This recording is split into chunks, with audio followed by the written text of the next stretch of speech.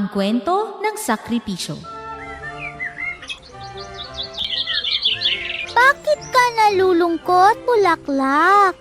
Naiisip kita, dahon. Kailangan mo ba talagang patirahin ang higad? Oo, kailangan niyang mabuhay. Paano ka? Baka ikaw naman ang mamatay. Kakainin ka lang niya. Kailangan kong gawin iyon para mabuhay ka, bulaklak. Bakit ako? Dahil narito ako para tumulong na buhayin ka. Pero dahon, may sarili kang buhay. Pwede mong piliin na paalisin agad ang higad. Pag ginawa ko yun, hindi na siya magiging paru-paro. Hindi ka dadami, bulaklak. Hindi ba't ikaw ang gumagawa sa akin? Ako at kasama doon si higad. Pero kailangan niya munang maging paru-paro.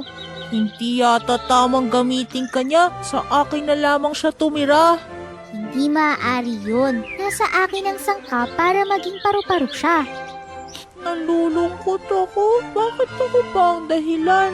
Itigil muna ang paggawa sa akin. Alam kong mahalaga ako sa iyo. Magkaibigan tayo, kaya mo naiisip yan.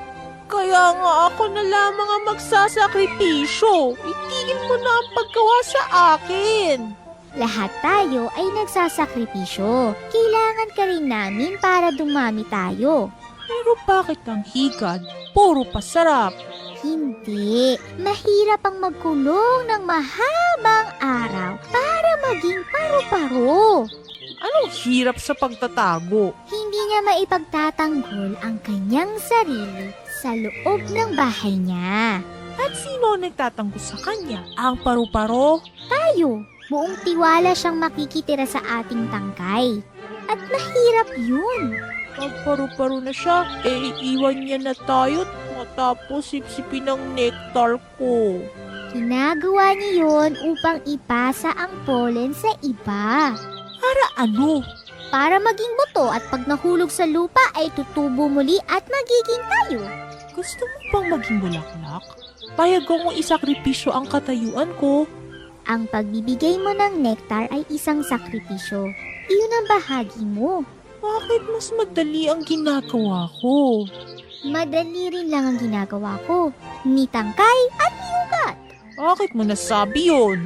Dahil iisa lang naman tayo. Iba-iba nga lang ang gawain. Anong iisa? Hindi ba't magkakaiba tayo? Iisa tayong halaman. Halaman din ba si higad at si paru-paro? Hindi, pero bahagi sila ng ating buhay. Para lumago tayo at magkaroon ng bulaklak. Kailangan ka namin, bulaklak. ibig sabihin ay bahagi rin tayo ng buhay ng mga higad? Oo, para dumami tayo at dumami sila. Para may makain ang iba pang nilalang. To the garden, let's go to the garden, let's all go to the garden, oh, oh, oh. There's a magic place where things sprout and grow. There's so much to see there and so much to know. To the garden, let's go to the garden, let's all go to the garden, ho, ho, ho. Vegetables and fruit in every color and size, and we'll eat them all and grow healthy and wise. To the garden,